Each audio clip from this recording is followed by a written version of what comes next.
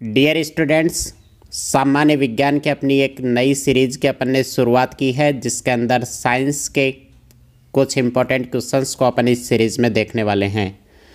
तो जितने भी विद्यार्थी हैं जो इस चैनल पे जुड़े हुए हैं, सभी एक बार जितने भी टेलीग्राम चैनल हैं वहाँ पे शेयर कर दीजिए, ताकि और भी नए साथी इस सीरीज़ से जुड़ सकें और हमें भी पढ़ाने का मज़ा दुगुना आए। तो विद्यार्थियों, यहाँ पे पहला प्रश्न है कि लालटेन में मिट्टी का तेल बत्ती में किसके कारण ऊपर चढ़ जाता है। तो वही यह जो घटना होती है उसको बोलते हैं केशिकात्व के कारण। केशिकात्व की घटना क्या होती है? एक पतली लंबी नली में द्रव का नीचे से ऊपर की तरफ चढ़ जाना, इस घटना को क्या बोला जाता है? केशिकात्व की घटना बोला जाता है। और जिस नली के अंदर द्रव ऊपर चढ़ता है उस नली को क्या बोला जाता है? केश नली। केश नली क्यों बोला जाता है? क्योंकि वह नली बाल के आकार की पतली नली होती है, इसीलिए उस नली को बाल के नाम से केश नली नाम दिया गया है। प्रश्न नंबर 2 की बात करने वाले हैं। फलों को पकाने के लिए किस गैस का प्रयोग किया जाता है? फलों को पकाने के लिए एसिटिलीन गैस का प्रयोग किया जाता है। बहुत बार एग्जाम में ये प्रश्न पूछा जाता है, काफ़ी इम्पोर्टेंट प्रश्न है। प्रश्न नंबर 3 है, अनाज पकाते समय निम्नलिखित में से कौन सा परिवर्तन होता है? तो अनाज पकाते समय कौन सा परिवर्तन होता है? वही रिट्रोग्रेडेशन। कौन सा परिवर्तन होता है? रिट्रोग्रेडेशन परिवर्तन होता है। प्रश्न नंबर 4 की बात करने वाले हैं।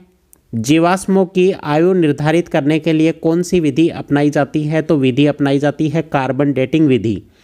कितना पुराना जीवाश्म है उसकी आयु का निर्धारण किया जाता है कार्बन डेटिंग विधि। इसमें किसका प्रयोग किया जाता है? रेडियो एक्टिव जो तत्व होते हैं उनका प्रयोग किया जाता है। मनुष्य में ऐच्छिक गतियों का नियंत्रण किसके द्वारा होता है? सेरिब्रम के द्वारा मनुष्य की ऐच्छिक गतियों का नियंत्रण होता है।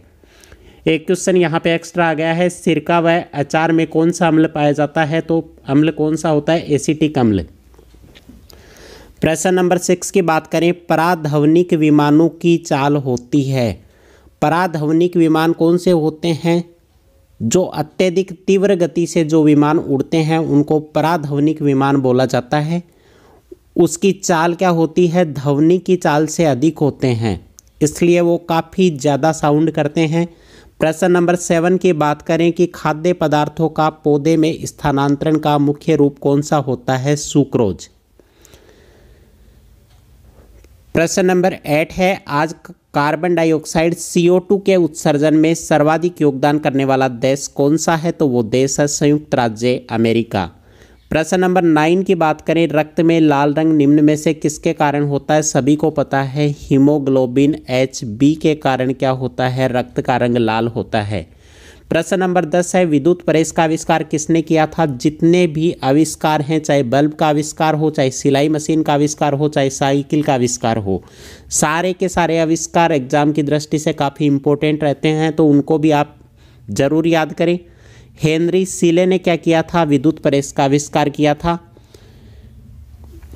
प्रश्न नंबर 11 है, भू स्थिर उपग्रह की पृथ्वी से ऊंचाई क्या होती है? 36,000 किलोमीटर। प्रश्न नंबर 12 की बात करें। चिकित्सा शास्त्र के विद्यार्थियों को किसकी शपथ दिलाई जाती है? हिपोक्रेटस की शपथ दिलाई जाती है। प्रश्न नंबर 13 है, कार में रेडिएटर का क्या कार्य होता है? कार में रेडिएटर का काम क्या होता है? भाई, इंजन को ठंडा रखना ही रेडिएटर का काम होता है। प्रश्न नंबर 14 है, पीयूष ग्रंथि शरीर के किस स्थान पर होती है? तो मस्तिष्क के आधार में पीयूष ग्रंथि होती है। प्रश्न नंबर 15 है, एथलीट फुट नामक बीमारी किससे उत्पन्न होती है? तो कवक से उत्पन्न होती है। जंग लगना कौन सा परिवर्तन है? परिवर्तन 2 प्रकार के मैंने आपको बताए थे, एक तो भौतिक परिवर्तन होता है और एक रासायनिक परिवर्तन होता है। तो जंग लगना कौन सा परिवर्तन है? रासायनिक परिवर्तन है। क्यों?